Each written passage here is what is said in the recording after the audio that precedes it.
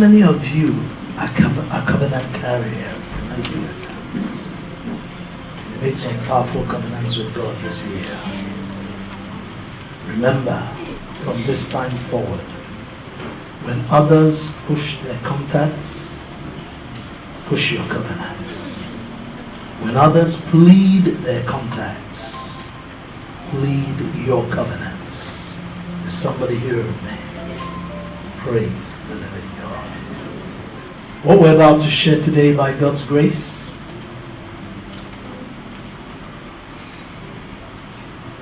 I pray you will hear and apply. Let me tell you why I say this. Familiarity is the biggest problem that Christians have. Oh, he's my pastor. Oh, he's a wonderful preacher. That's why I'm here. I enjoy his messages. But I have found out that predominantly, first comers come into an assembly and go away with more than those who are established members. The reason is simply this. They hear no pretensions, no preconditions, nothing about what they've heard in any way is familiar to them.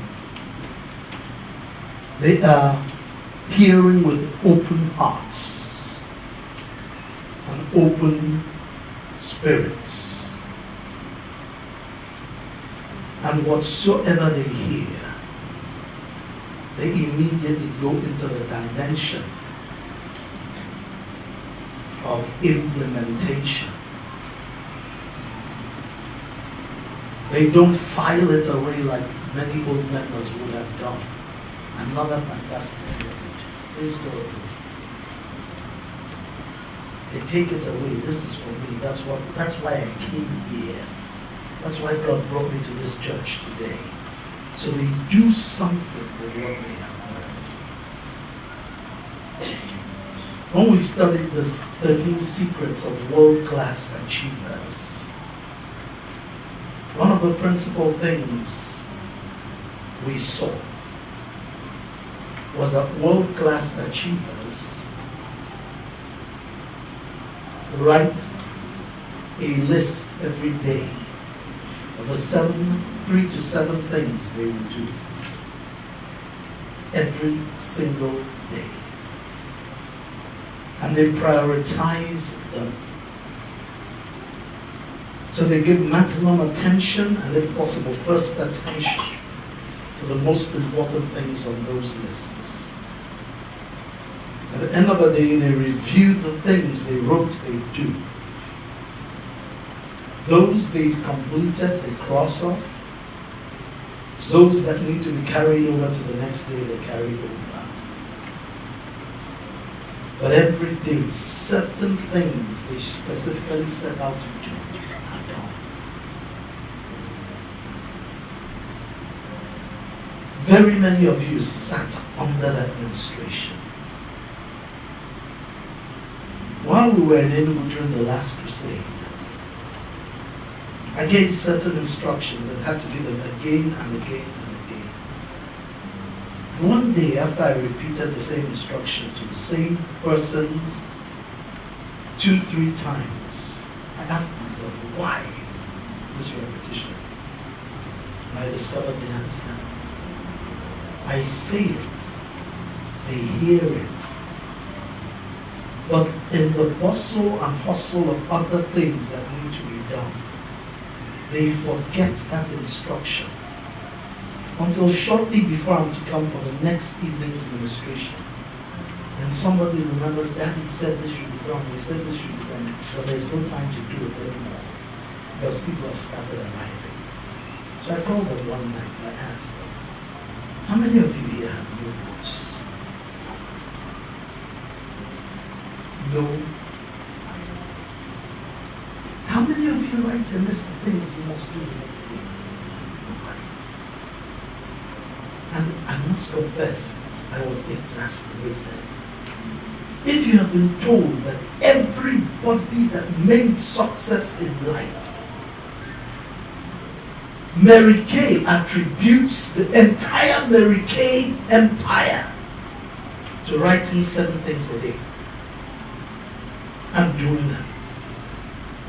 The entire multi-million industry that is worldwide to writing 7 things a day. Then asked her, what's your biggest success secret? She said, writing 7 things a day, prioritizing them, and following them in that order. Whatever I can't do, I carry over to the next 7 for the next day. That's my biggest secret for success. I said to them, if you have discovered and been told that every single person who made enduring success in life used this, and you've chosen not to use it, what does that tell you about yourself? It simply means you're not in the class of those that make unusual success in life by choice. It's just as simple as that. There's no magic to it. Is somebody listening to me? Is somebody hearing me? Listen, if you're told that anybody who wants to go to heaven must receive Jesus as Lord, and you refuse to receive Jesus as Lord, what have you chosen to do? Not to go to heaven. It's as simple as that. Now, why am I saying this at the beginning? Today, and not for the first time, you're about to hear a message that if you will apply to your life, I don't care where you go, you will be a success testimony. There is only one question that will need to be answered. Will you apply what you hear? Joshua 1:8. This book of the law will not depart from your mouth, but you will meditate therein day and night, and you will observe to do. If you fail to observe to do, meditate from now till thy kingdom come, nothing will change. Christianity is empirical. There must be real life application of the principles that you know.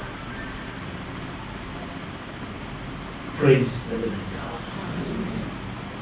Today I had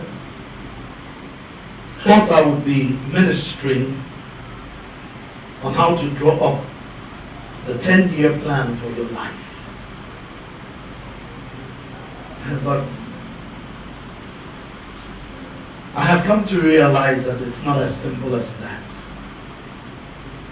So I'll probably start today with part of the teaching and continue on Wednesday, and believe God that by next Sunday we will now talk specifically about a 10-year plan for your life and a 1-year plan for your life.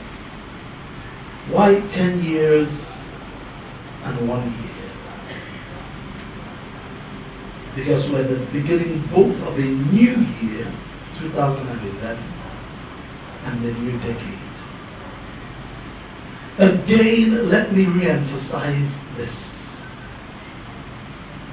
I can't thank God enough for the privilege He's given us to start off not dedicating a year, because we are not 1 year in view. We're not keeping 1 year in view. We're keeping a decade in view.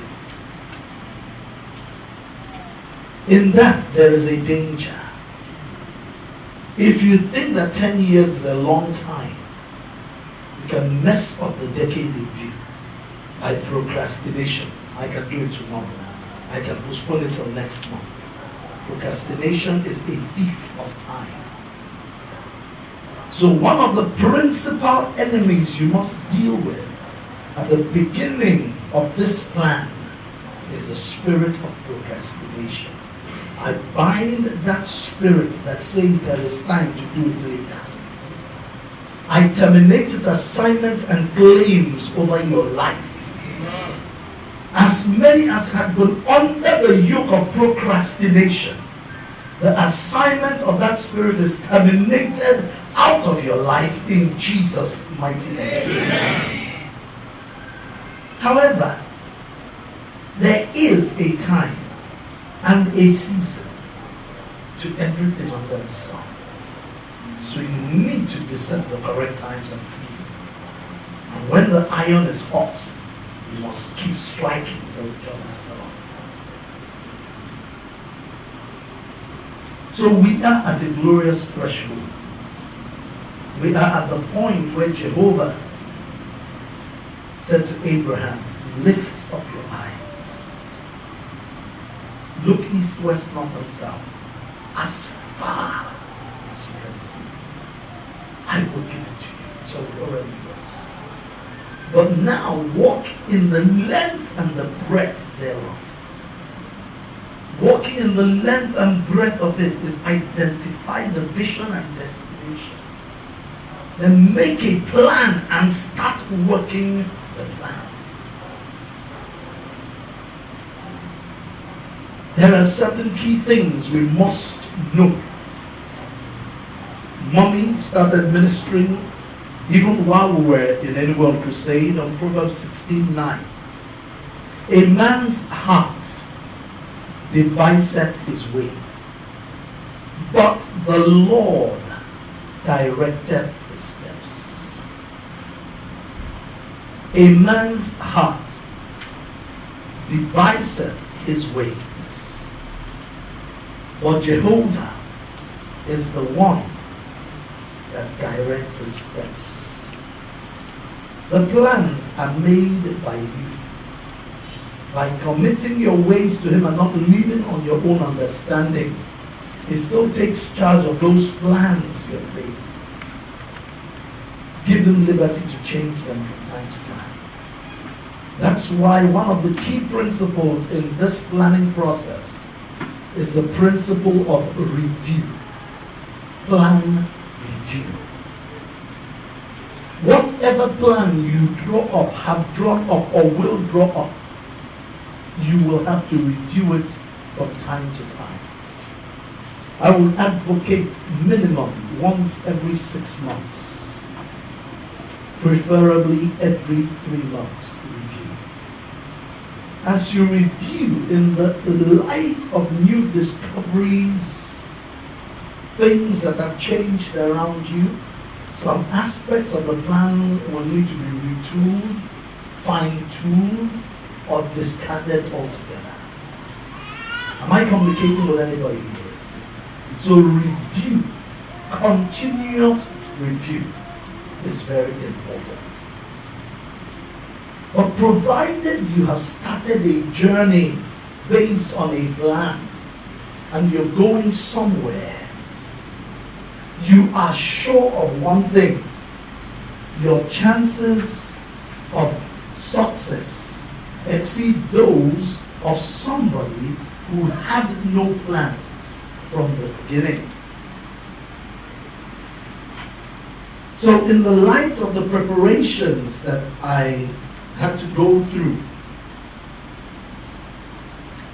I discovered that today I will talk about drawing a life map.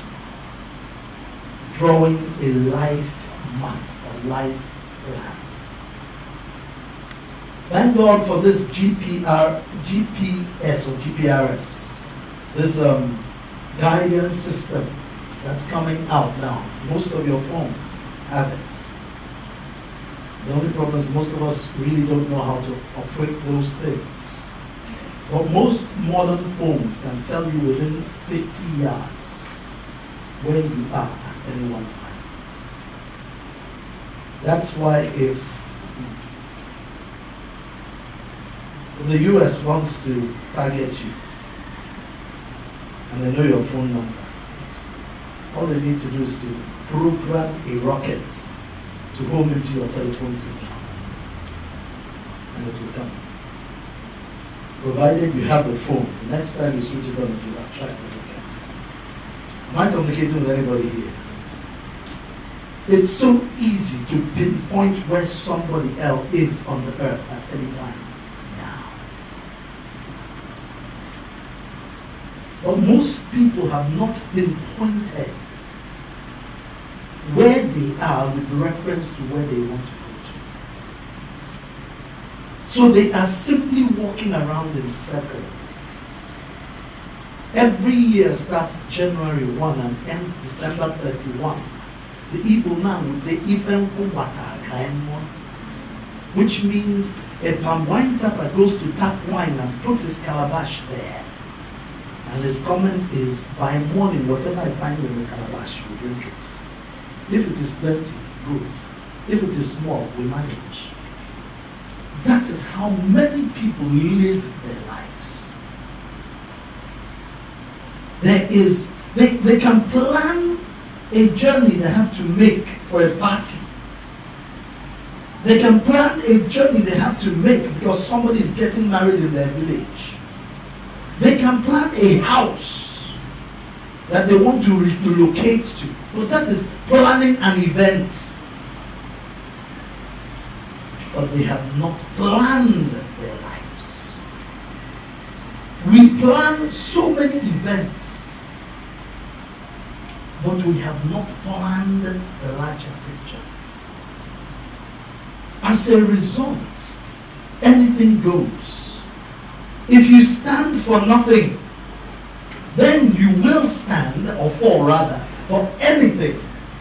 If you stand for nothing, certainly you will fall for anything. Because whatever anybody says that sounds interesting, you key into it. Whatever project is going on that looks good and interesting and profitable, you jump into it. Look, how many of you went to camp with me the day I read out my written vision? How many people went? I've just discovered in the course of this preparation that I had to go back to that vision and do some more work. Knowledge increases every day. But you know, by reason of that written vision, if you remember, this commission and the teachings on the mandate for this ministry, this commission is totally different from every other commission. We ministered in some churches in Enugu, and one of the reverends in the church, on the day he came to see me, said that his colleagues brought up a question. And even though he answered it how he answered it, he wants to put the question to me. That with them opening their arms to us and receiving us in Enugu, what is to stop us from opening a branch in Enugu and taking all their members? It's a very valid question. It's a question that disturbs churches, whether you like it or not. There's a level at which they accept you, and really, if you open a church in that town and you've made sufficient impact, you become a threat because they expect they'll lose a big number of members. I have to tell him, God told me when I started that if you go into any town and open branches, you become one of the churches in the town and they see you as a competitor. That the assignment I have for this commission is different. You go into towns and strengthen the people I placed there to do the work I gave them to do. Your assignment is to relate to them, learn from them, teach them what you know. Your ushers should minister to their ushers. Your production unit should teach their people about audiovisuals and how to produce. Sharpen them as iron sharpeneth iron. But any day you open a branch in that place, they see you as a competitor. When you come, they fix program when you fix program, to make sure their members don't come and they don't send their workers to learn anything from you. Now, this is the truth of the situation. Many people are wondering, we have been offered land in places where we minister. There are people in Port Harcourt, in Enugu, all over the places we've gone to, whom if we call on phone and say, look, we want to open a branch, they are rich enough and interested enough to provide one of their houses or rent a place for us to come in there. And for them, it will be what they've been waiting for. But if we try it, we frustrate the purpose of God for this nation. And listen, simply because of that vision and how it is, this ministry does not operate like other ministries. Redeemed Church can open branches everywhere. That is their own vision, and it's working for them. If we try it, we have stepped away from what God told us to do, and we're now running somebody else's race. It doesn't matter how much. They called us in Bonny Island and said, come and take land. We said, sorry. Refer the land to Pastor so and so who worked with us, and whoever needs it, whatever they want, let them do with it. Let them give it to a church. But we are not instructed to open branches. That's what a vision does for you. Philippians 3, from verse 13. Brothers and sisters. So let me read King James. Brethren, I count not myself to have apprehended. The word apprehended means to have understood everything.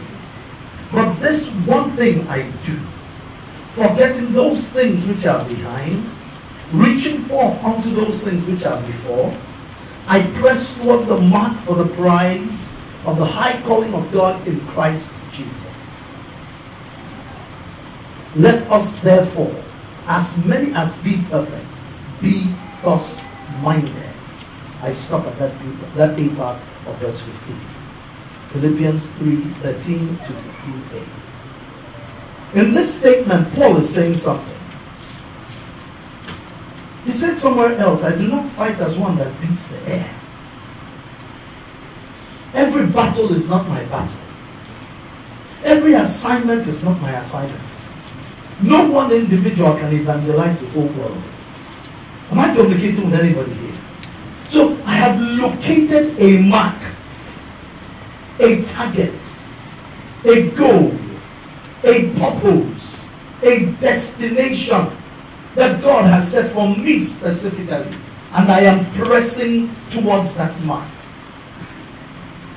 Now, because my eyes are single and focused on that mark, there are other marks in other places.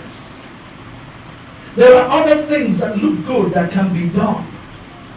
There are other ministry assignments all over the place, but they are not my mark. So he says, as a result of this, I do one thing.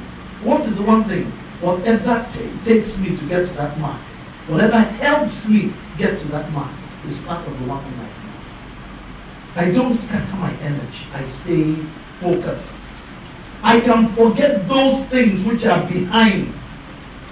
I can forget the distractions and reach for my mark. So you find that a man of vision, a man who has discovered purpose, set goals and discovered his destination, there are things that will not attract him. Listen, preachers are excited about going to America. Ask my wife. When I went to America, I was invited to preach. I dodged it. I didn't feel I have any preaching assignment in America. And I don't want to preach in America and the invitation will start coming every day, and I by mistake leave my primary assignment and say I'm going to America. When I stand before God, what will I tell him I did with what he wanted me to do? Is anybody hearing what I'm talking about? Oh, America is a beautiful country. But you know something? There is work to be done in Nigeria. Until God tells me I have finished doing my work in Nigeria, or says to me, go to America, there are some people I want you to help specifically.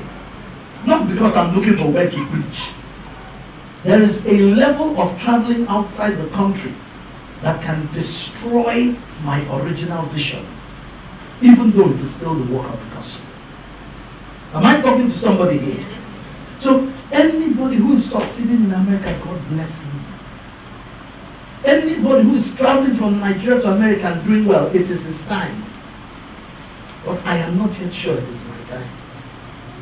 When my time comes, the doors will open. Naturally, everything will fall in place. But I can afford to contentedly wait for that time which might or might never come. If America is not my mission field, I don't care if I never preach in America. Not by force.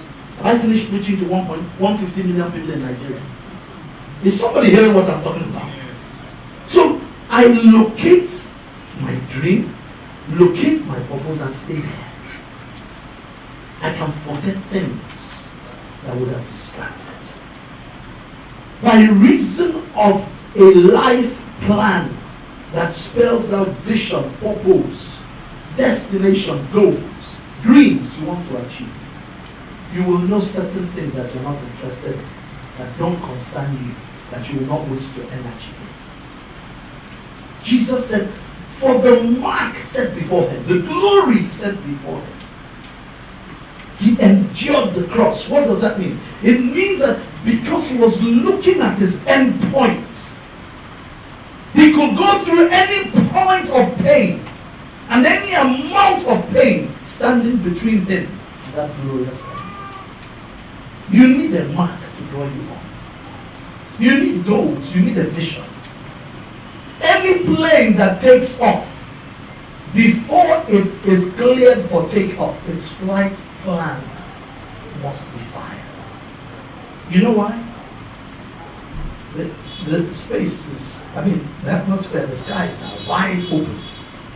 But a plane that takes off without a flight plan will fly aimlessly. Good plan. At the end of the day, it's not headed where there's an airport. By the time its fuel runs out, what will happen? It will crash. Many have made shipwreck and plane crash of their lives by not drawing a life plan. So the key principle behind drawing a life plan is this: begin with the end in mind. What did I say? Begin with the end in mind. What is your destination? Where do you want to end? A man of God said, write your own epitaph now. That John Maxwell said that. On the day they bury you, what will the message read at your graveside be? What do you want them to read for you at your graveside? Oh, when we say things like this, a lot of people get frightened. Pastor is talking dead now. The Bible says something in Psalms 90. Please go there. Hallelujah, somebody. Is anybody still with Pastor this morning? Is it because I talked about them? Are you afraid of them? There holds no fear for us in Jesus' name. We are in control. Psalms 90, verse 12. What does it say? Can we read it together? So teach us to number our days, that we may apply our hearts unto wisdom. Nobody lives forever. With long life I will satisfy you, good. But when I die, what do I want them to say about me? How do I want to be remembered? With that in mind, write it down. Write your end from your beginning. That is your ultimate destination. That is discovery of purpose in manifestation. What you want to be said about you will help you determine how you must live your life on earth. You need to understand that purpose is your discovery. Purpose is intended by God for you. Jesus said, for this cause the Son of Man was manifested. What is it? That he might destroy the works of the devil. Do you know that Jesus, when he started multiplying bread and doing miracles, they said, come, let us make you king. Is that not so? Most of us will say, king, that's good. That'll be very good. He said, this is not my purpose. This is not what I came for. So he disappeared from where they were talking. Because that would have been a subversion of his eternal vision, his eternal purpose.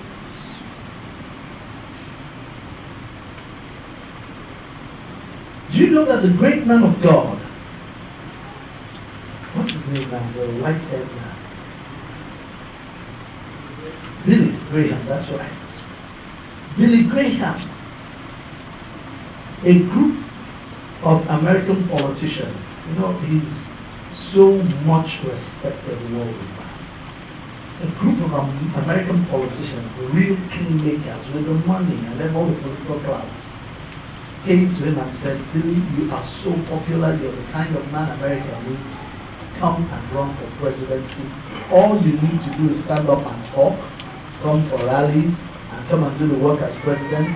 Everything else will bankroll, finance, and organize. And Billy Graham laughed. I said to them, thank you, gentlemen, but that would be a demotion from God's purpose for my life. Most of us, they offer us Nigerian president, and you will have all the money, yes. And all I have to do is to stand up and talk, yes. And you tell me what you will say, yes. Where will they go now? Where will they propose? Closes certain doors. You don't waste energy going through them.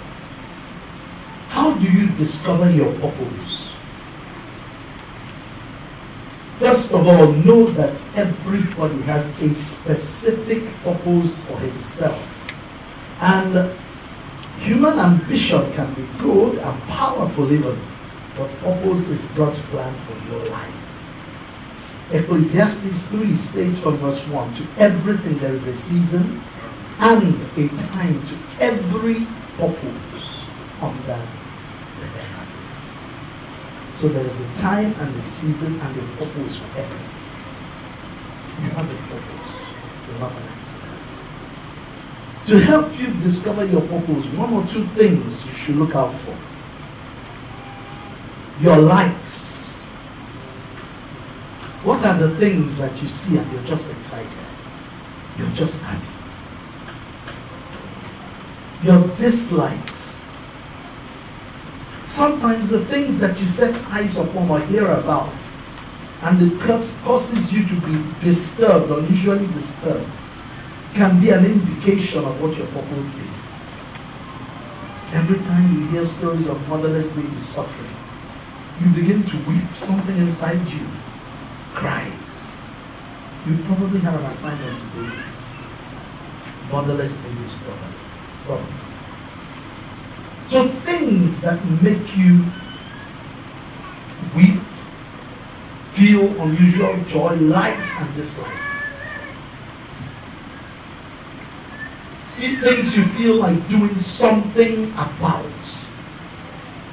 I wish I could do something about that.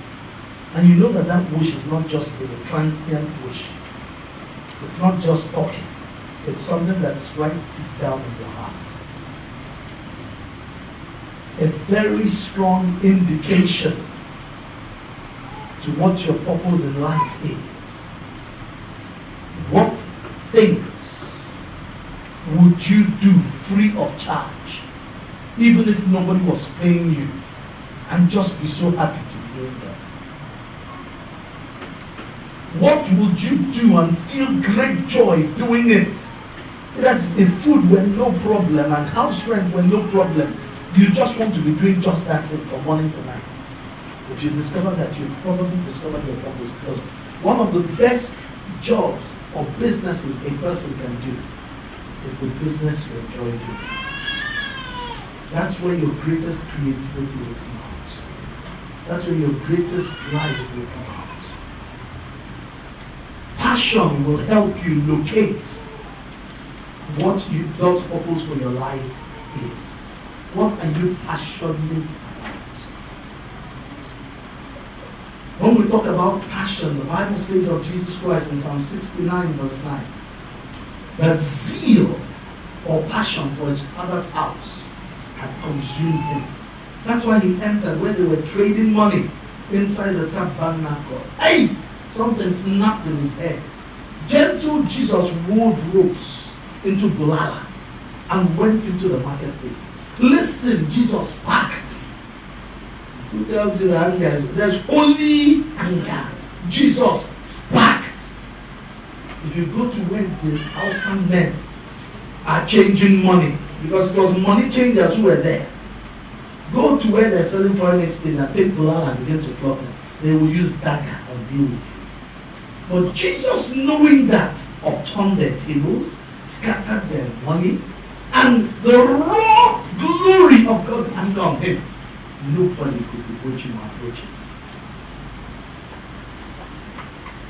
The zeal of his father's house consumed him. And he said, anytime they say anything bad about this house, it is as if they're talking about it.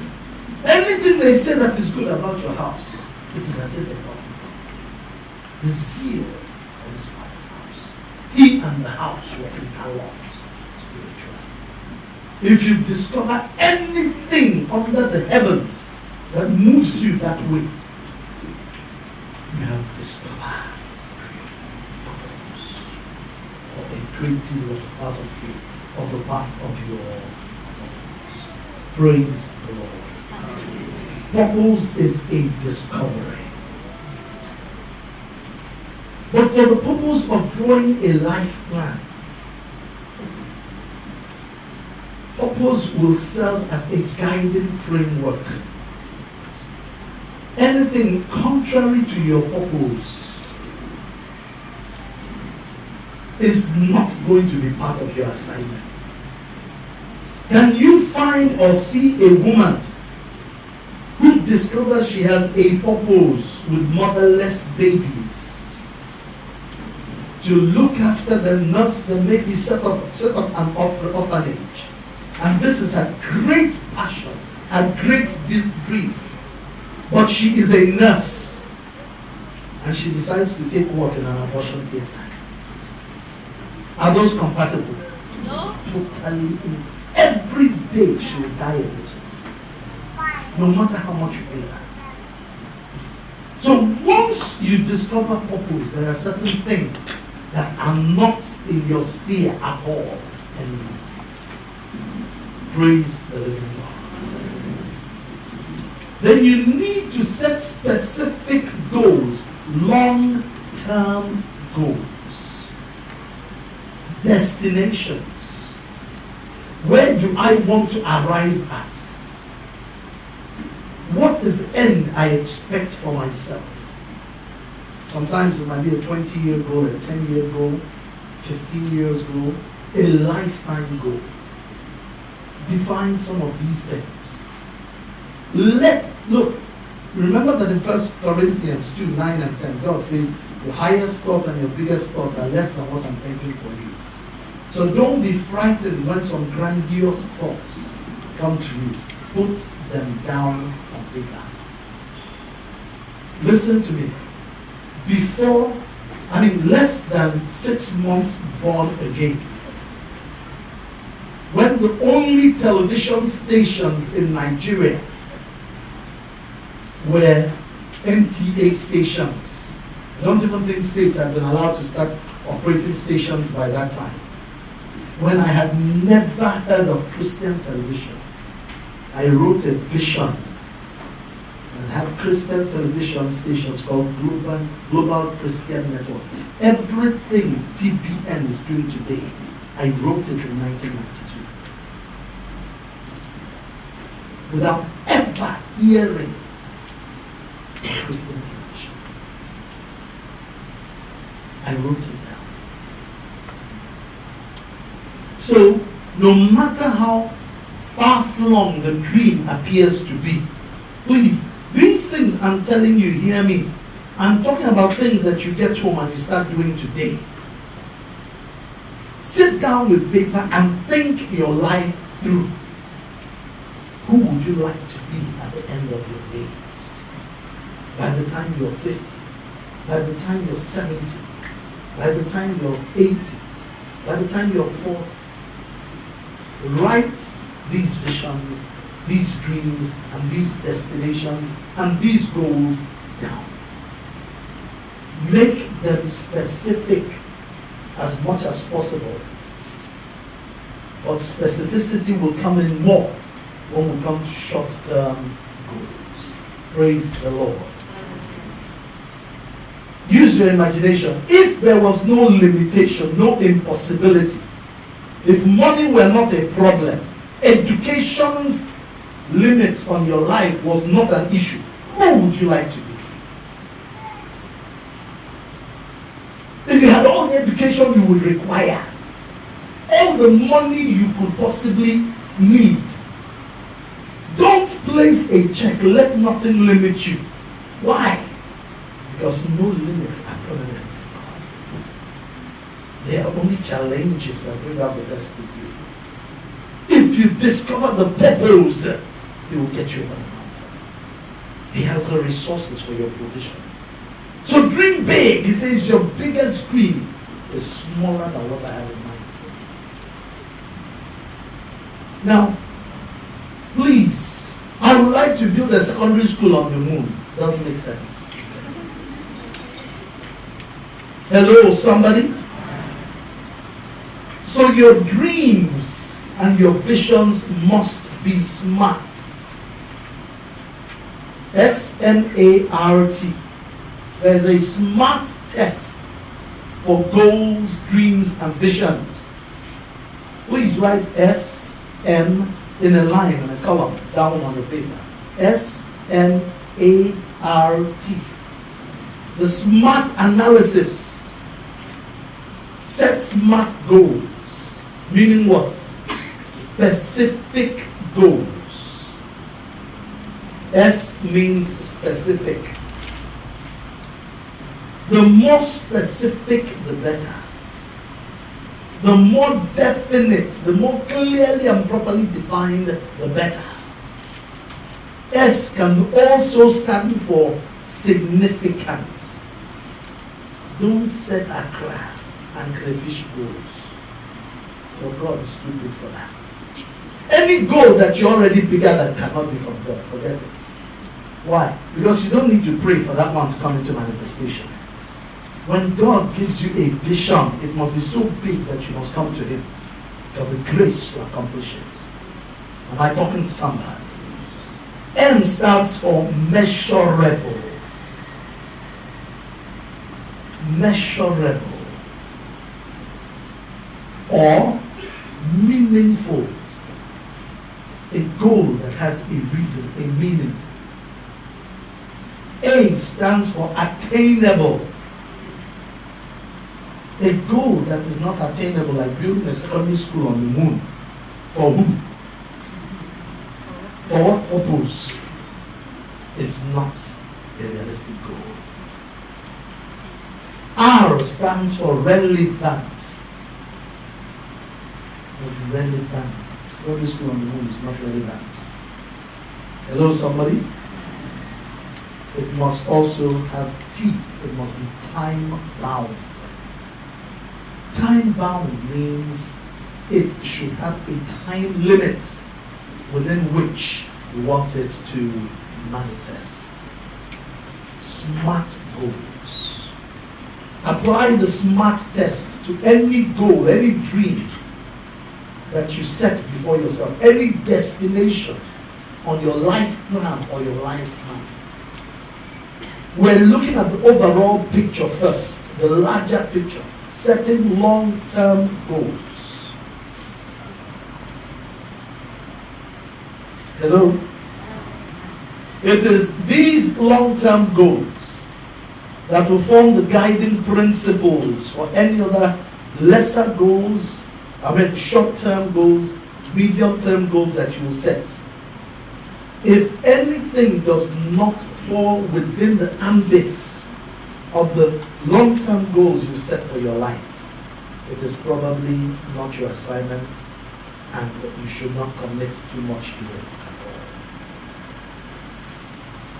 all. Every top level executive, athlete, business mogul, achiever in life in any area has been a goal setter. Setting of goals will give you long-term vision to pray into.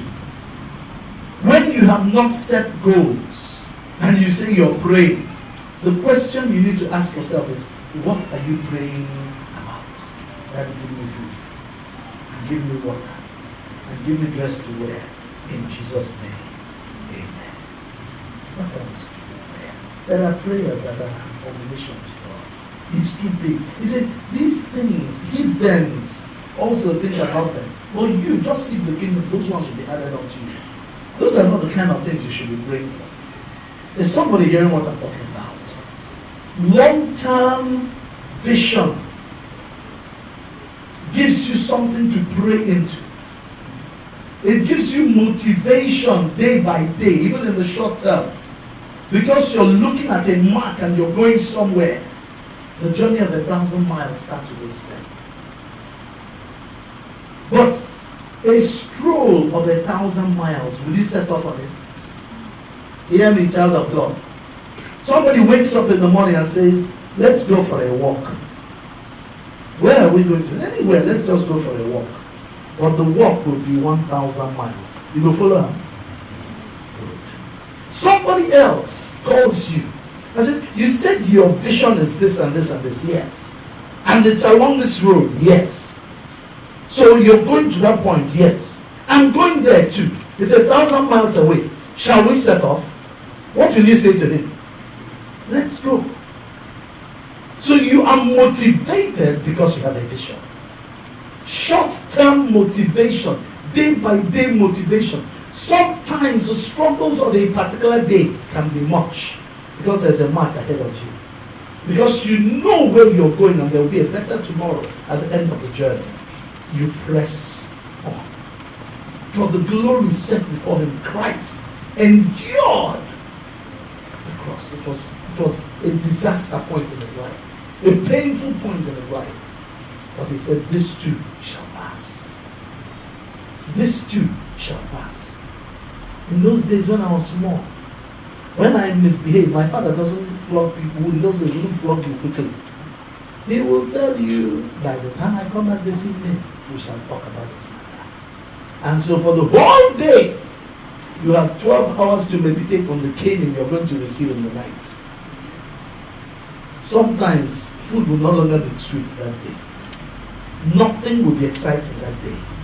But you know, after a while, I got into a habit that saved me the problem. My father would flog me, but will he kill me? No. So let me rest. Let me go and rest. And because of that, life could go on until I hear his car. The hour has arrived. Amen. Praise the Lord. Short-term motivation, and it's good motivation. Nobody is killing you. Success ahead of you in Jesus' name. Number 3, setting goals helps you focus your acquisition of knowledge. I love children. They don't complain like adults. And the smile on the face of a child just blows me away. I just like to help children be well. So what do you need to go and study? Pediatric medicine or pediatric nursing? Something medical that helps children. Now, simply by defining that goal, you have discovered what you need to study. Am I communicating with anybody here? Praise the living God. So it helps you focus your acquisition of knowledge. If you go studying motor mechanic work and engineering, mechanical engineering, good as they are not helping you along your vision. I mentioned the young man who graduated valedictorian in his university.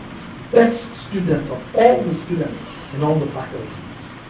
Given the opportunity to speak at the graduation ceremony, he took the microphone, put down and wept. When he finished speaking, he said, "Daddy, Mommy, that's a certificate, and now a doctor. Or maybe now you will allow me to do what I wanted to do. All I ever wanted to do was to compose and play music." He dropped the certificate, dropped the microphone, and walked out of the rest of the ceremony. As his vision had nothing to do with ministry. They have wasted his life for the past 10 or so years. Praise the Lord. You know, fella went to London to study medicine. Look, whether you like fella or don't like fella, the senior brother, who's a professor of medicine, was a big name, the success story is all right. But you know that in music, fella made far more impact than that man. And don't quarrel with it, whether you like it or not. You'd like your child to answer doctor. But I don't know which doctor has made the impact that Michael Jackson has made. Am I communicating with anybody here? And if Michael Jackson had been derailed by somebody to study medicine, the world would have lost its greatest entertainer. Discover your purpose. Walk your own purpose. So it focuses your acquisition of knowledge. And please remember, when you set goals, get ready for acquisition of knowledge. It is one of the prerequisites. The goals you set will force you to go and study certain things. Next, benefit. It will focus the utilization of your time and your resources. Your goals set before you will focus the utilization of your time and your resources. As a pastor, I remember my early days in Vestac. My first year as a pastor, I had this assistant pastor who was everywhere. Hey, he will visit everybody's house, and at a stage, it actually caused problems for me because people actually who were bold enough to tell me, "Pastor, you don't visit anybody, we don't see you in the house." I told them, "Please, if I visit you in your house and I don't visit God, when you come to service, I'll have nothing to say to you." But this pastor, this is what I said, okay. It's okay, let him be doing social pastoring. It's the department of the pastoral work. But me, I will do the spiritual pastoring. Because you two know that if I leave that part to him, you will receive nothing. There are certain things you don't get involved in once you determine what your purpose is. I repeat it again. Certain friends will go. How you spend money will change. When we finished secondary school, there's this friend of ours, businessman in Enugu. If you talk to, in those days, we were only looking for where to go for party. But come and tell Uche, party. Gate fee. In those days, it was, I should have said, maybe naira, but some small amount. Any amount it is, you convert it to cement. And tell you this is 2 bags of cement you people will be spending. And while we were partying away and doing jumping up and down, Uche Okoroji was building a house after class 5. That was his focus, and totally different from us. So partying your life away. By the time we all managed to get into university and he had his first house. Do you know that in secondary school, my classmate Emeka said, all of you people will be cracking your head preparing for WAEC. Me, if I get a grade 2 or grade 3, is not important, provided I am fit. So every day we'll be cracking our heads reading. Emeka will go to the club and be swimming and be doing jogging and calisthenics. The moment we dropped him, we went to NDA and did NDA examinations. Today, Emeka Nwawebi is General Nwawebi, commanding NDA in Kaduna. All your degrees and your professorship He was never cut out for that. He knew what he wanted in life. He wanted to be an army officer. And believe you me, Emeka is a soldier of soldiers. If you meet him, you know you've met somebody who was cut out for him. General Economy. We were struggling first class. I'll get 6 days, I'll get 12 days. And his own was swimming, exercise to make sure that he passes into NDA. It doesn't mean he didn't read though, but he knew that they would still take him with second class, grade 2 rather, or grade 3 even. So he just made sure he was in that bracket and made sure that nobody would disqualify him because he didn't run fast enough or didn't swim the swimming pool enough times. And today, he is living his dream. Praise the living God. Once you set your goals, certain things become irrelevant to you. Your resources will be focused naturally in the utilization. The next thing that will come as a benefit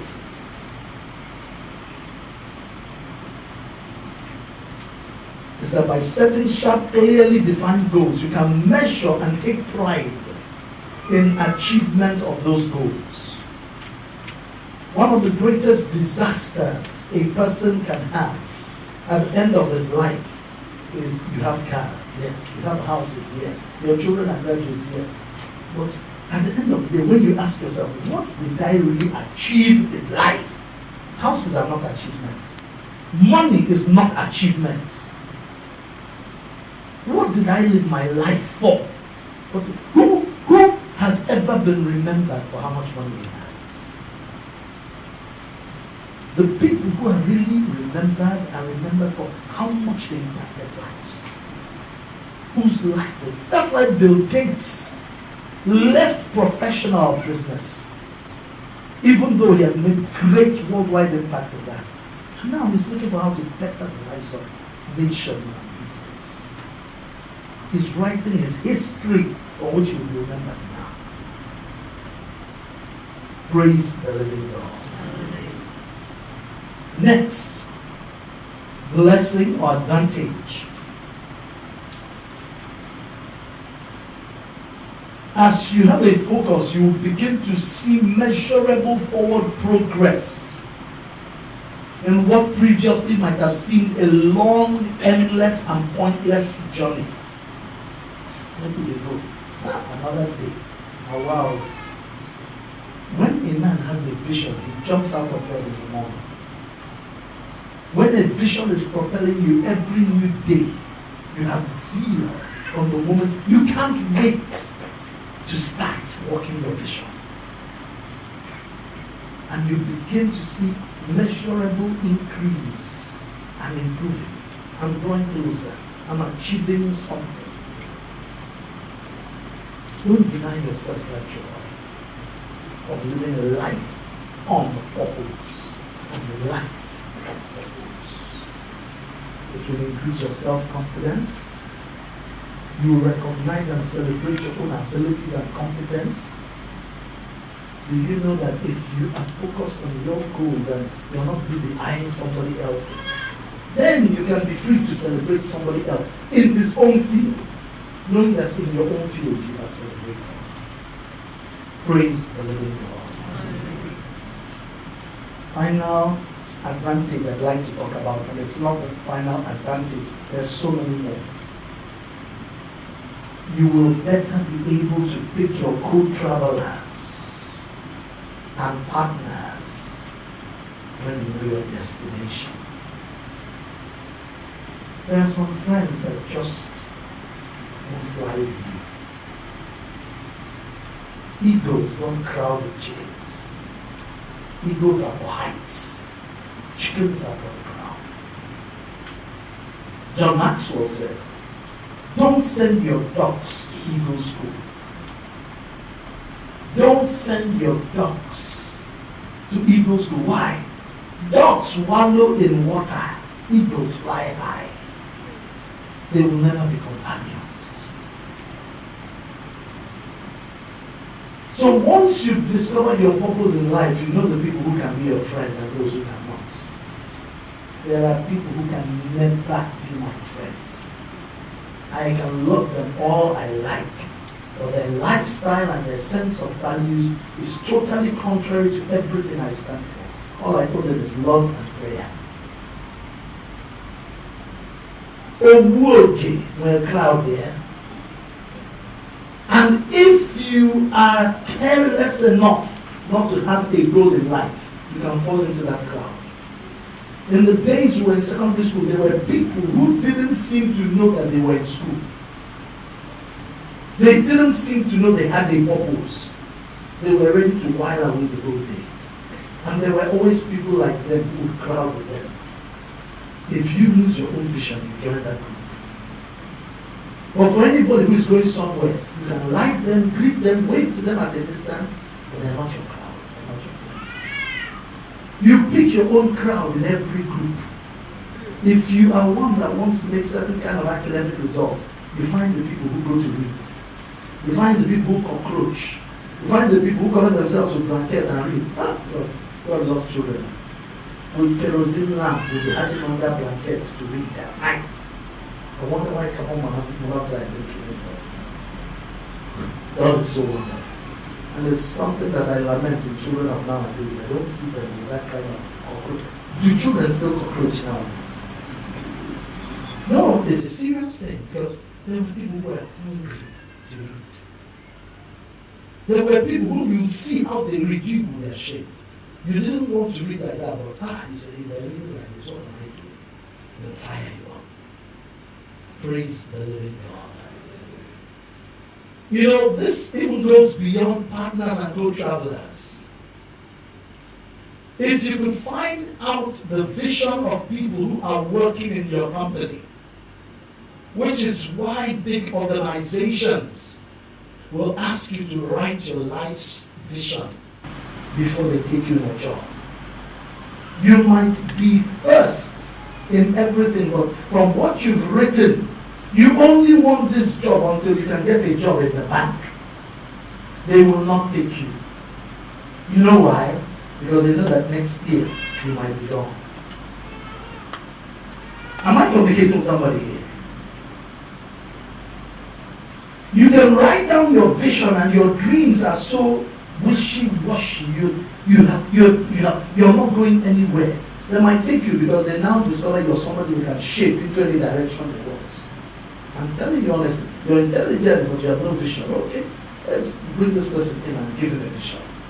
He's intelligent but he doesn't know where he's going. He will be an instrument in our hands. He'll go there as well.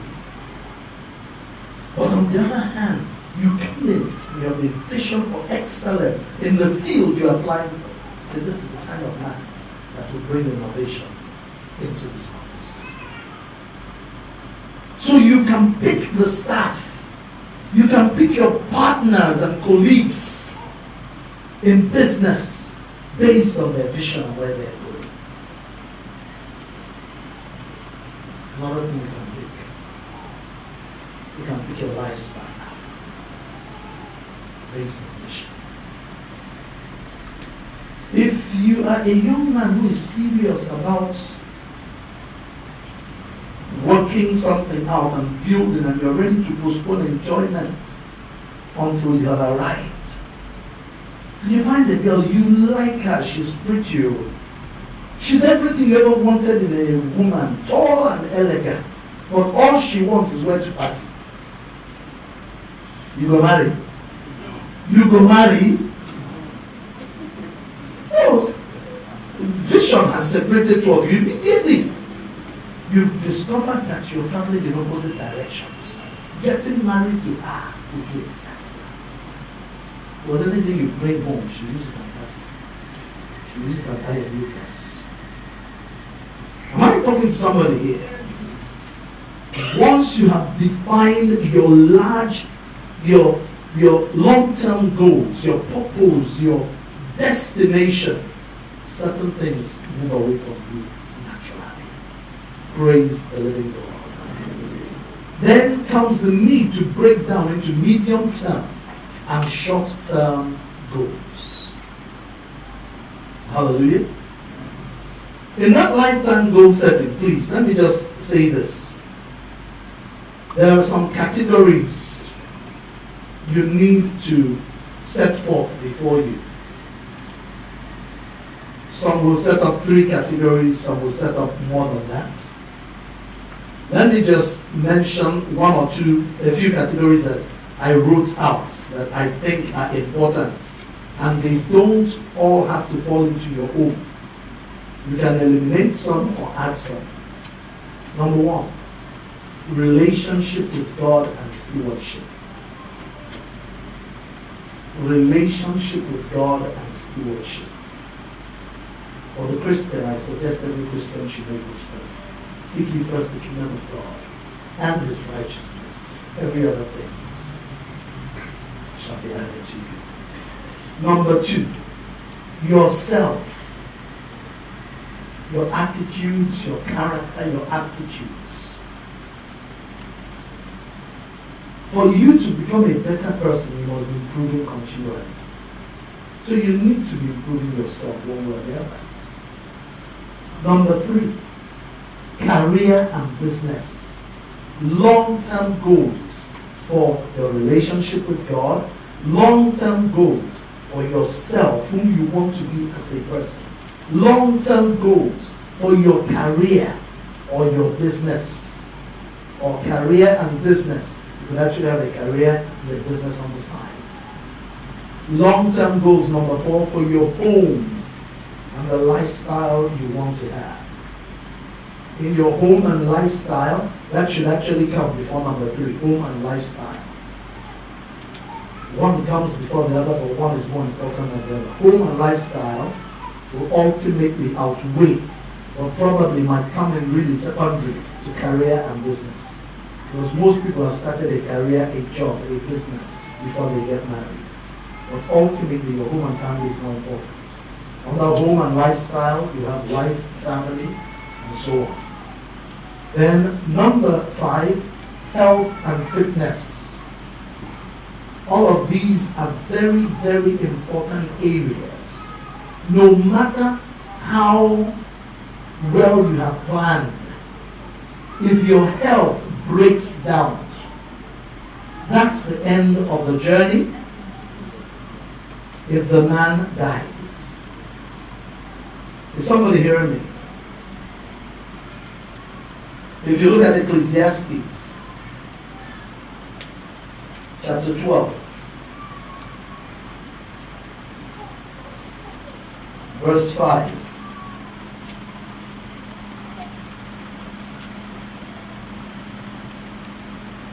Or verse 6 rather. Or ever the silver cord be loosed, or the golden bowl be broken, or the pitcher be broken at the fountain, or the wheel broken at the cistern, then shall the dust return to the earth as it was, and the spirit shall return unto God who gave it. Vanity of vanities, saith the preacher, all is vanity. What is this talking about? The cord that connects the spirit to the physical body. If that cord is ever severed, in the esoterics they call it the silver cord. If that cord is ever separated, the spirit man returns to God. It only happens at death. That is why people in astral projection and who practice such occultic arts are taking great risks, because evil spirits more wicked than them locate them projecting and sever their cord. They're gone. That's how many die in their sleep. Once the silver cord separates, life goes. The spirit man returns to heaven. The vessel, the transport vehicle for life, drops to the earth and disintegrates. The man is dead. So it's very important when you are making a lifetime plan, take your health and fitness into consideration. And this is a place that many Africans fail woefully. Very, very woefully. In the days of our fathers, by simply going to the farm every day and doing exacting their daily labor every day. They were continuously in exercise. We go to the office by 7 and we sit down till 7 and come home and drop on the bed after filling our stomach with food and sleep off. And we do it 6 days a week. We are destroying that part of the transport network. And unless we give it specific attention, it will catch up with us. Relationships, friendships, they need to be nurtured. And you need to make a plan for nurturing them. Because nowadays, believe it, technology is killing relationships. You can have a friend that you don't see, but you talk on the phone for years, and you say, we are in contact on phone. But you don't really know what's going on with that person. Because you can't spend more than 5, 10, 15, 20 minutes on the phone. Because of. But when you see somebody face to face, boy, you're not cheerful today, then you find out where he's at, what's going on in his life. Even family. Television in every room. There used to be a time when the only television was in the sitting room. So a gathering point and a rallying point was the sitting room, so that you could watch network news, 1 or 2 programs together. Everybody gathered there. Nowadays, in most homes, they're doing a program on television that your son wants to watch. He carries his own food and goes upstairs to his room. Your wife wants to watch African Magic. She carries her own food and goes to her room. You want to watch network news. You carry your own food and go to your study, or you go to the sitting room. And everybody eats apart. But the dining table used to be a place of communion and fellowship. These things are going. We need to plan the building of relationships. Add to that the terrors. Nobody likes going out at night if he doesn't have any reason to go out. But in days of old, no traffic jam. You come home from work by 6, 7. You go out and visit a friend. Stay with a friend. After you listen to network news, next 15 minutes you're back in the house to sleep. But you have related to somebody for 1 hour, 1 hour and a half. I look around at how often in days of old, my father would take us to go and visit friends. And I relate it to how often I take my children to go and visit friends. And it's nothing like the same. In those days, they made it a policy once every week or every 2 weeks to take us to club, to go and play, to go and watch film. These things don't happen that much anymore. And what it means is that the social skills of this generation are deteriorating. This is the truth. You know, recently we went to visit in Victoria Island some of our some of our friends. And we saw that some of the young men there had, throughout this Christmas season, that because of kidnapping, most people did not travel. They did something, all reasonably well to do. So what they did was each of them, they assigned a date to each of them when you would hold a party in your house. And the rule was all the friends would bring all their children. While the adults are talking together, the children will just have time to get to know each other and play. And they did it every single day. They moved to this person's house today, from this house to the next person's house today. And it was a plan that the parents sat down and said, look, our children are growing up. They don't know anybody. They don't have friends. It's only the people they see in school. They can't go on like this. Now we have to plan how people meet. In those days, people have to plan how not to allow you to meet certain people. Am I communicating with anybody here? Praise, the things are changing. You must work at relationships now if you want relationships to work. It's part of a goal-setting target for your life. If you don't do it, there will be a lopsided development. Travel, adventure, and pleasure. Relaxation, travel, adventure, pleasure. Wow. That's another story altogether. God has to help us in Jesus' name. I remember one of my cousins here in Lagos, before the Just Crisis started, had a very good job here in Lagos, but he was planning to resign his job. Why? Because a friend of his who had a far lower job in Jos, he called him on phone one day and asked, "How are you? How's your wife?" She's at so-and-so club somewhere. The women have a function. "What of your children?" He said his first son was at the golf course learning how to play golf. His second son was at the table tennis. By the time he finished, he said, "Look at me in Lekki. Which table tennis club will my son join? Which golf course will my son go and play?" And he asked the young man, "How much did you pay for your son to be a member of the golf club in Jos?" "Pennies." And suddenly he said, with all the money he was making in Lagos, he discovered that the quality of life of his friend in Jos was far better than his own, even though he was earning more than twice what he was earning. And he began to seriously make plans to relocate or ask for a transfer to Jos. Until the crisis started. Now we are going to have to plan more how to have a family outing, where to take your family out to. Because you're going out to wonder, hey, will area boys accost us there? Is it safe to have a picnic? Will there be people? Because you don't go to quiet places for picnic anymore. Because that quiet place will be might be where kidnappers take anything. Look, even going home to the village, in those days, people used to plan going home to the village so that the children would have open field to run around for some days. But now, my mom just left here a few days ago. Day before yesterday, my brother called and said the amount of shooting that went on outside our compound by 8:30 2 days ago in the village, that it was like a war. It was like a war zone. In that my small town, they kidnapped 2 people. No, that airport war, in Benato, they kidnapped 2 people, went to Amish and shot the Reverend Father in the leg. Killed 2 policemen who were one escorting the Reverend Father and one escorting the man. In one night, one single night.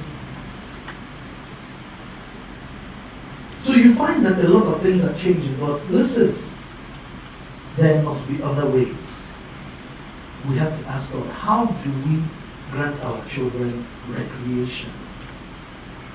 Because these things are necessary to have a balanced lifestyle. Then public service. You can't be making all the money and not giving something back. Every great man at some stage recognizes he must do something back to the community. We must begin to look for avenues of public service. And all of these things should be built into our goal setting. Once every 3 months, I will visit the motherless baby school. I will volunteer that my friend had the school and said I should come and talk to the students about career. Okay, I will volunteer once every month. I will go to that school and talk to young people about building a career. Our young people don't have role models. They don't have anybody to look up to. And we're talking of making a better society. Some of us who have been blessed and were blessed when things were better need to go back and talk to them. Need to go back and encourage them. While telling them things will be better, we tell them what they must do, public service. How the public service part of it is volunteering your time. You're not taking a salary. You go and talk to those people. Praise the living God. But all of these things must be built into the goal settings of things you want to achieve in your lifetime. Praise the Lord. Once you set your lifetime goals, you now begin to set medium-term goals, 5-year plans, and the 10-year plan we're talking about, which I believe God will talk about in greater detail by Sunday. Then gradually you begin to build downwards to short-term goals from 10 years, 2-year goals, 1-year goal, 6 months goal. By the 3rd month of the year, where should I be? Monthly achievements. You start from the top, building your plan down. Did anybody hear what I said? You start from the end, building your plan down. And you see what we have discussed today in these 1 hour, 1 hour and a half so far. If you sit down to implement it, one day might not be enough. Because you have to think and you have to pray. And it's very good. Think about your life. Your brain is a great computer, activated to shape a plan for your life. Think about your life. So, once you've activated a plan and even started working on the plan, keep the process going by reviewing that plan, updating that plan on a review basis every 3 months, every 6 months. Review the plan. By reason of new information, new things you have learned, you will know what you need to add to what you are already doing. Praise the Lord. Please remember, after you have set all these goals, the next thing to do is prioritize. What do I mean by prioritize? All these goals might cover pages. Now ask yourself a question. The first question you asked was, how do I want to be remembered at the end? The next question you need to answer is, if I had only 1 year left to live, what would I want to achieve then? Those things that you put in this new list will be your priorities. They will be the things you should give immediate attention. They should form the crux of your short-term plan. And it is with these ones that you need to be more precise, specific. Dates have to be attached. I should be able to accomplish this. If I want to become what I want, if I want to be what I want to be, I need to be a graduate. If I need to be a graduate, then by or before March ending, I should be enrolled in a school to be able to retake my WAEC. You have set a date by or before 31st March. Why? Because by 31st March, if I am not in a school, nobody will allow me to take WAEC. You need to find these things out. I'm giving you some ideas. If you don't set that date, I'll do it.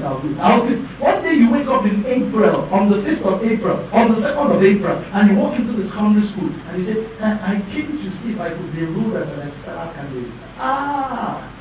The deadline when we returned all the papers to WAEC was 2 days ago. Plan postponed by 1 year.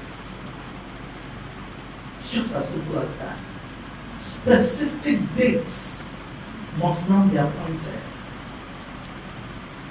Times. I want to save money. By March, I should have 100,000 saved, 1 million saved. Specifically, by June, that figure should have risen to so and so. By September, set milestones, quantifiable, smart goals. You see, in those days of old, you set up on a journey from Lagos to Benin. They had mileposts every 2 miles. All the way from Lagos to Benin, and Benin to everywhere else in the road there.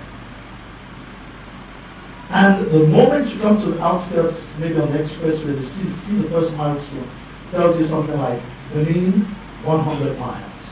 It was in miles in those days. You see the next one, some minutes later, Benin, 98 miles. Now, if you were traveling and you had 3 hours to be in Benin, to mean that you have to cover about 35 miles every hour. If after the first 1 hour on the journey, the milestone you see says Benin, 80 miles, you know what that means? It means you're not making good speed. One of two things. Either in the remaining 2 hours, you increase your speed, or you make up your mind from the beginning that you'll be late for that appointment, and you keep on going like this. By setting quantifiable dates, that's why your goals must be smart, measurable, specific, measurable, and the last one, T, time bound. You can check how close you are and how much you have covered. That way you know if you are still on time. Remember the setting of priorities.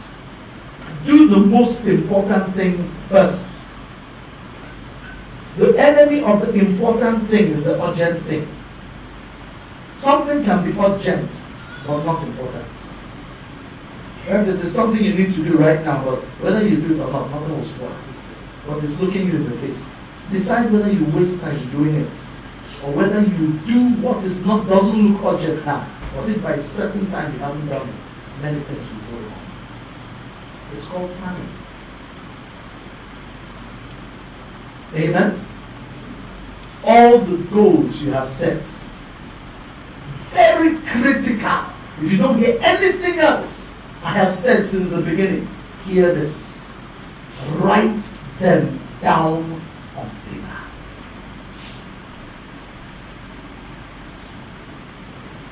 There is something about crystallizing a goal, a destination, a desire, a plan into writing that exponentially increases your chances of succeeding in the plan. From time to time, going through my diaries and my record books, I see places where I wrote things like, date so and so. On so and so a date, I had a dream. And in the dream, I saw X, Y, Z. And I tell you something, if I've seen that in 10 places, 8 of those places, I say, hey, you mean I had a dream like this? I've even forgotten. I can't remember the dream. I can't remember anything about the dream. Had I not written it down myself and written what I understood it to be, the dream will be lost forever. Your vision is like that. Your plan is like that. If you don't write it down, I guarantee you, before end of February, you have forgotten half of it. Am I talking to anybody here? Write it down. Look at Habakkuk chapter 2. From verse 1 to verse 3. I will stand upon my watch and set me upon the tower, and will watch to see what he will say unto me, and what I shall answer when I am reproved. And the Lord answered me and said, write the vision, and make it plain upon tables, that he may run that readeth it. For the vision is yet for an appointed time, but at the end it shall speak and not lie. Though it tarry, wait for it, because it will surely come. It will not tarry. Write it down, because it is not for now. If it were for now, we wouldn't need to write it down. Once it manifests as a tangible testimony. Write it down so that you can't and won't forget it. It is yet for an appointed time. Number 2, make it plain. Write it and simplify it. Make it as precise and as definite as possible. Remove every confusion on it. Explain it properly, so that anybody that reads it may run with it. So that even somebody else reading that vision will say, I understand what this man was saying. Am I communicating with anybody here?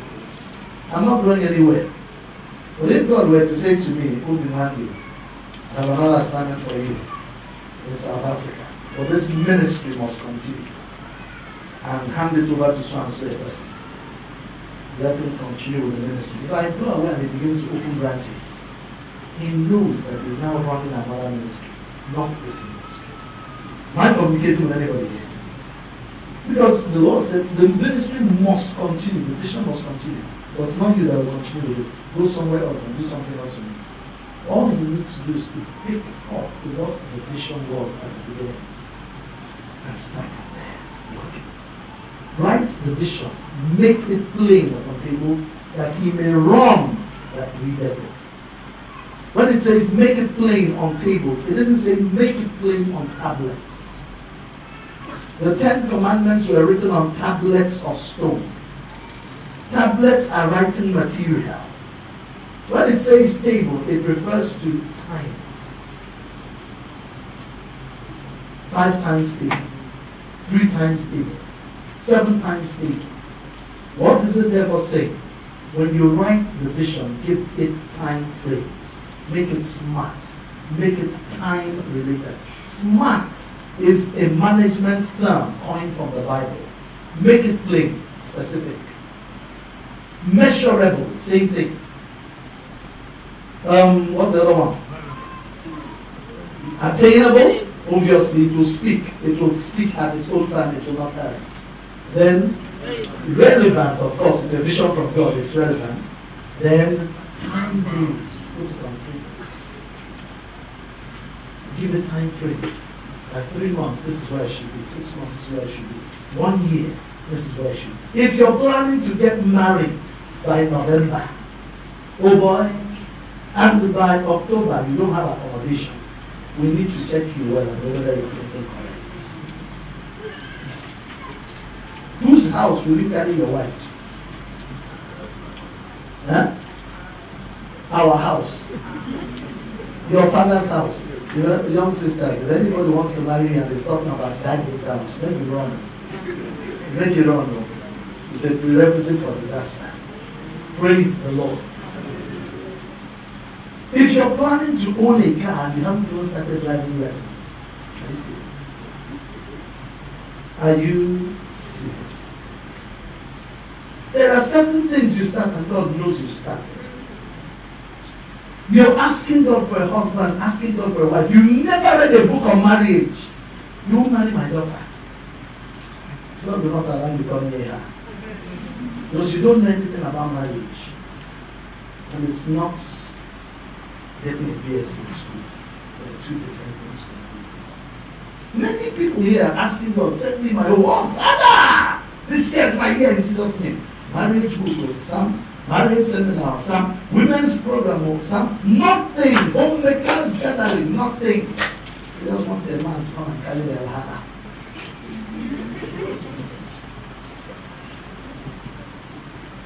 Sisters, God bless you. What's true now? If you are really serious, there should be a progress towards what you desire. It shows you're working a vision. You have the vision and you're working vision. A study was done in Harvard. 20 years after the study, they revisited the results and the people involved in the study.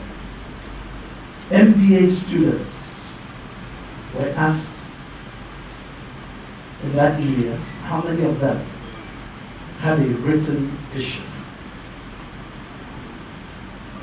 Of all the students they looked at, 3% not only had a written vision, they had a plan for achieving their vision. 13% had a vision, but they didn't commit it to writing.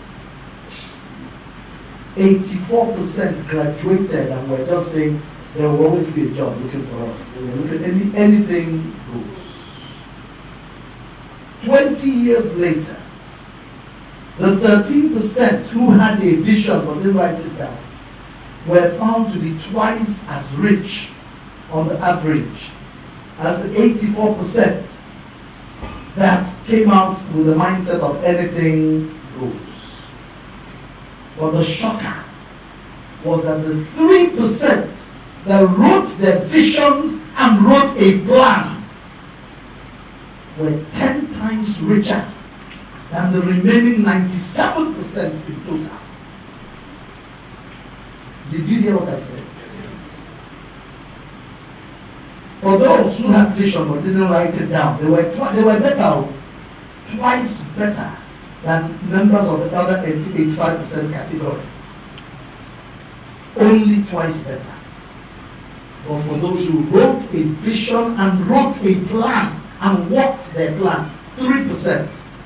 That 3% had the 13% who had a vision but didn't write it, to the 80% who had no vision at all and were just floating around, and the total of them, all of their success and network multiplied by 10.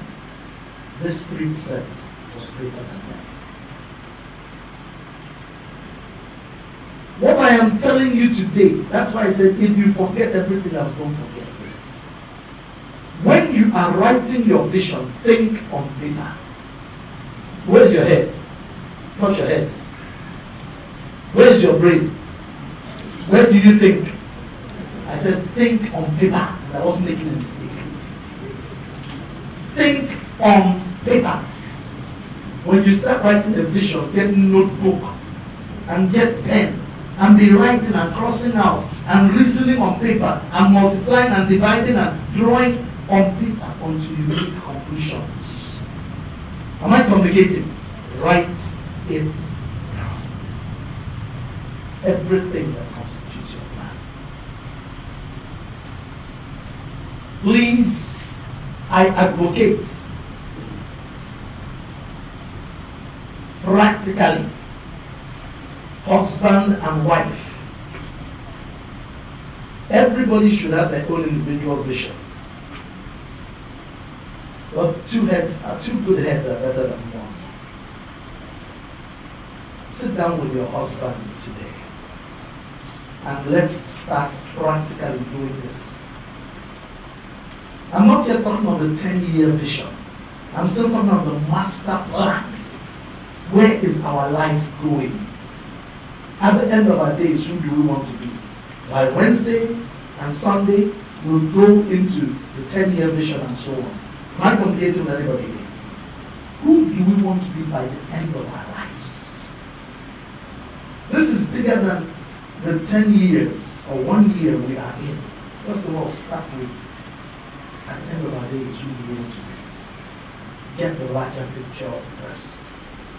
Define your family as you would want to hand it over to your children when you live here. Every aspect of it, especially in the light of those guidelines or subheadings that we looked at earlier: God, self, etc., family, friends, career, etc. Praise the Lord. Sit down. Do it individually. Do it for the family. Do it for yourself after that. In the department where you work, especially if you're a departmental head, sit down and do the same. Form a think tank or a mastermind group with members of your group and sit down and work some of these things out. Take the information you've all gathered, go home, sift, sort, distillate, and personalize. Make the things relevant to yourself. Then begin to pray towards them. Because like I said, I didn't know this teaching would go beyond 1 day. But from what I see, it will continue till next Sunday. Maybe after that, as the Lord leads, we're going to take a 40 days fast and start praying. And by that time, what we pray on will be our 10-year plans, as well as our life goals and life expectations. Am I talking to somebody here? But I think it's very important that we draw up these plans before we start praying. I'm sure that even as we're praying, some of the plans will be changing. What you're writing will cover several pages in some cases. In In some cases, it might be only 1 or 2 pages. It doesn't matter. But please sit down and write. Somebody else set the following headings. And there's an example I'd like to read you, 2 examples I'd like to read you of some plans made by some people. Please, is anybody learning anything here? Are you getting something that you can work with? Because what I'm looking at is something that when you get home, you practicalize. If you don't practicalize it, I have wasted your time and mine. Is it something you can work with practically? Or at least start trying to do something with? Good. Now, somebody wrote this. Her lifetime goals, she wrote as follows. Although I find them not quite in agreement with them, but something. Career-wise, she said, to be managing editor of the magazine that I work for. That's good. More or less like managing director of this company. It's a lifetime goal. Well, praise the Lord. That's good. Artistic goals. To keep working on my illustration skills. Ultimately, I want to have my own show in one of the galleries. Physical goals for her physical body, to run a marathon. This is not a Christian, so the God part is not there. 5-year goal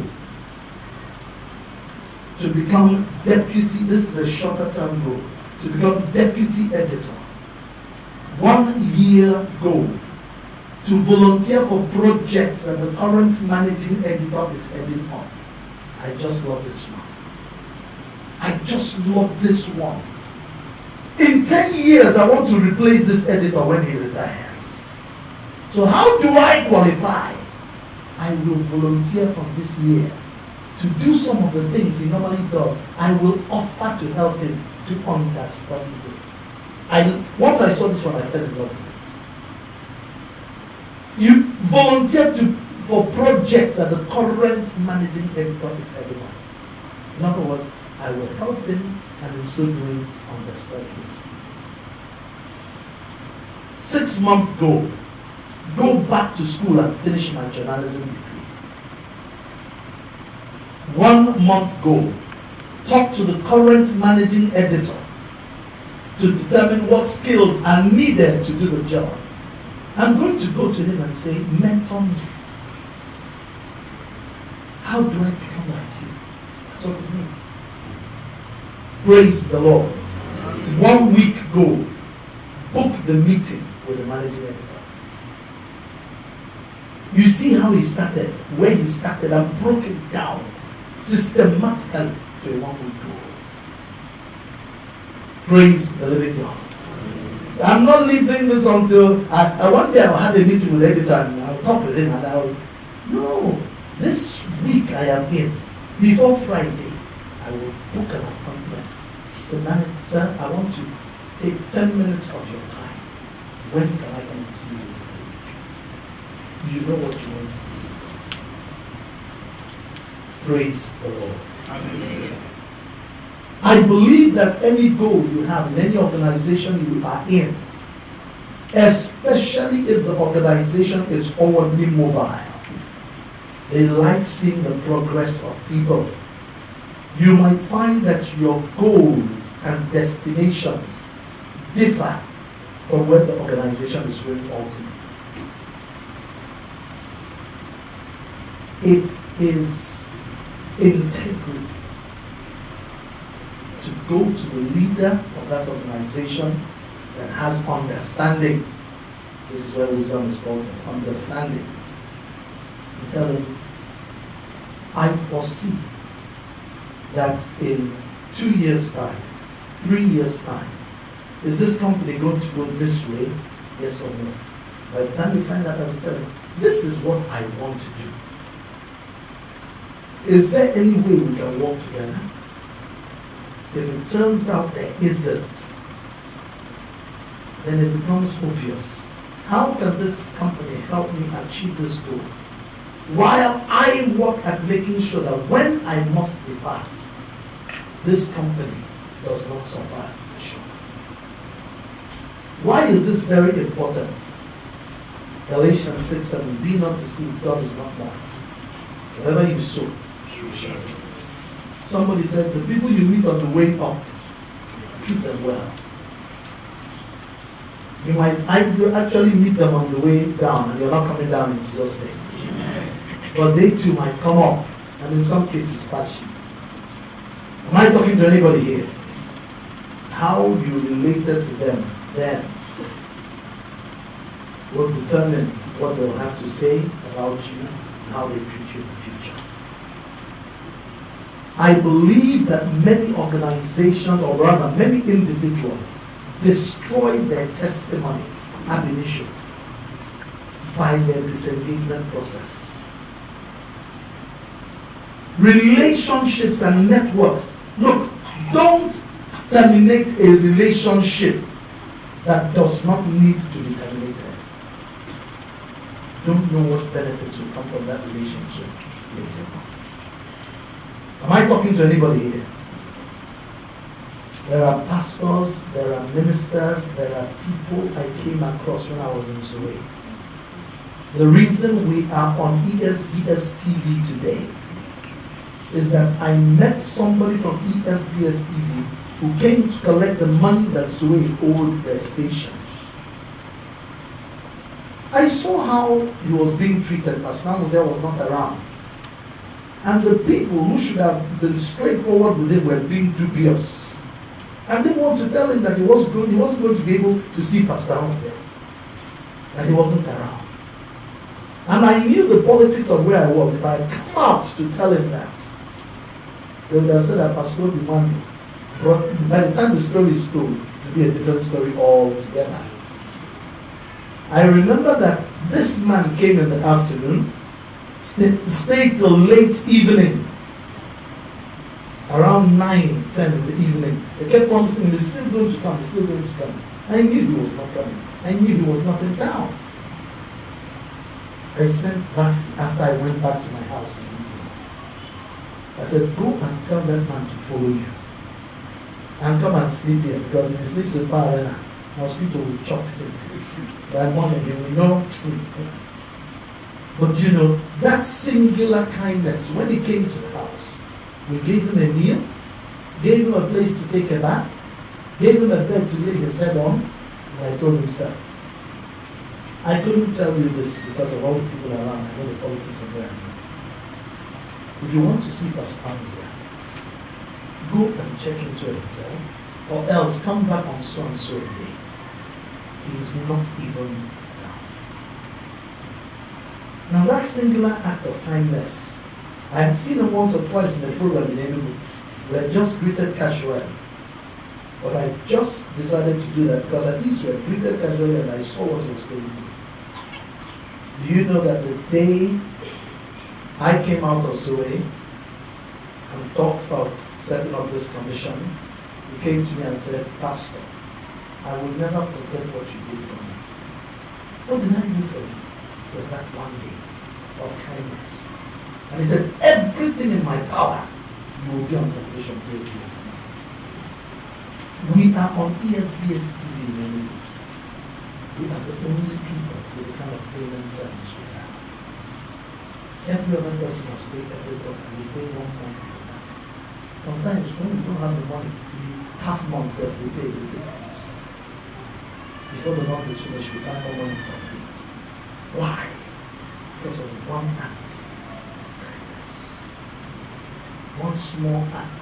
How many millions have watched that teaching and were blessed because of that act of kindness? Your journey through life is a journey. You don't know who you come in contact with. Build relationships, network. Assist anybody you can be a blessing to today. Go out of your way to help somebody. Some will backbite you. Some will call your goodness evil and pay you back with evil. Am I communicating? It is natural. It goes with the territory. They did it even to Jesus Christ. And they said they did it to me. What's the big deal about they did it to me? It goes with the territory. But let it never stop you doing what is right. Because if you keep on doing it in due season, your harvest will begin to come onto you. Goal setting and drawing a life map is an important way of deciding what you want to achieve in life. It helps you separate what's important from what's irrelevant or a distraction. It motivates you to become everything you ought to be. It builds you up in self-confidence based on every single milepost you achieve. Set your life goals first. Then from midweek service, you begin to look at the shorter term goals. And I want to assure you, if you will do it and write them down, it might not look like much. It might be only 1 page or 2 or 3 when you start. It might take you 3 days to make anything that even remotely resembles a life vision. But if you will do it and keep reviewing it and keep reassessing it and keep modifying it, your life will be transformed dramatically. Your speed of acceleration will increase. The territories you conquer and the results you get will exponentially multiply.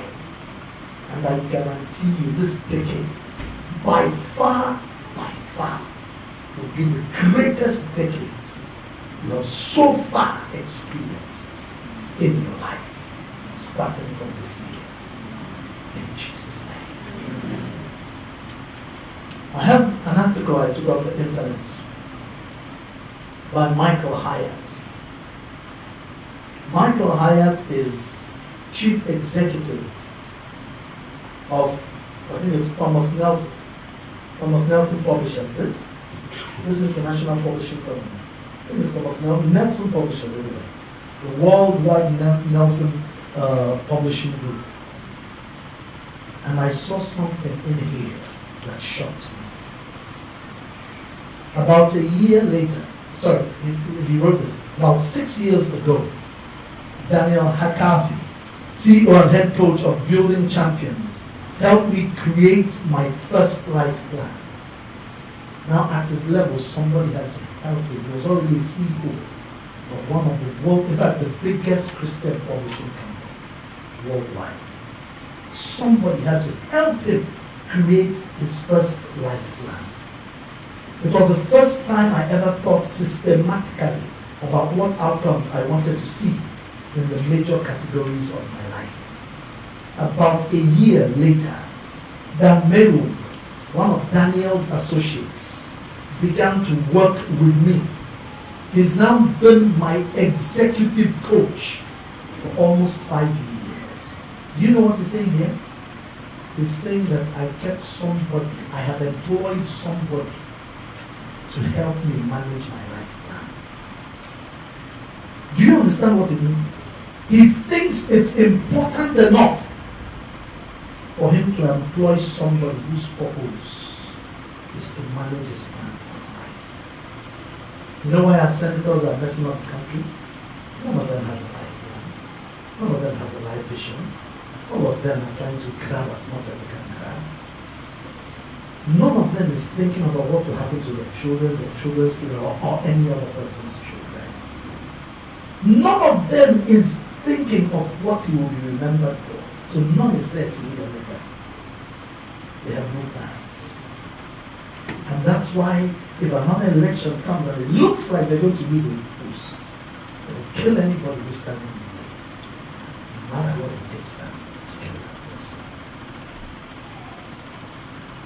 I see you end with a great destiny. Amen. A great testimony. Amen. Far in excess of anything you could have thought to ask or imagine in Jesus' name. Amen.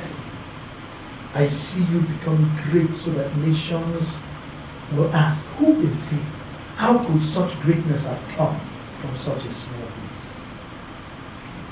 place? If 3% of Harvard MBA graduates 20 years later were worth 10 times more than all the other 97% put together because they wrote a plan. What's the plan? kept writing plans and working plans. If you do this in Nigeria, where very few people, I'm sure less than 0.01% of Nigerians know what it means to write a life plan. If you begin to write a plan, the one-eyed man is always king in the land of life. And plus the anointing of God upon your life. Eyes have not seen, ears have not heard. Nobody's imagination ever encompassed where you will end. But do you know the most beautiful thing about it? You will enjoy every step of the journey. Do you know that there are people who are waiting until the day they become rich? They don't know that money never made anybody happy. So they will become rich and wonder what is going on. I thought that when I had money, I'll become happy. Okay, I'm only a millionaire. The solution must be I must become a millionaire. They start another rat race. And at the end of the day, they have no testimony. But there are others who set visions and goals along the road. So every month had a testimony. Every month had something to celebrate. There was a party they were always achieving something. So their life is full of fulfillment and satisfaction. It's something that money cannot buy.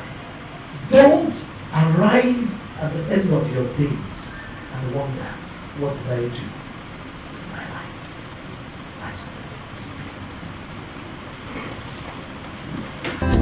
With a grateful heart, with a song of praise, with an outstretched arm, I will bless your name.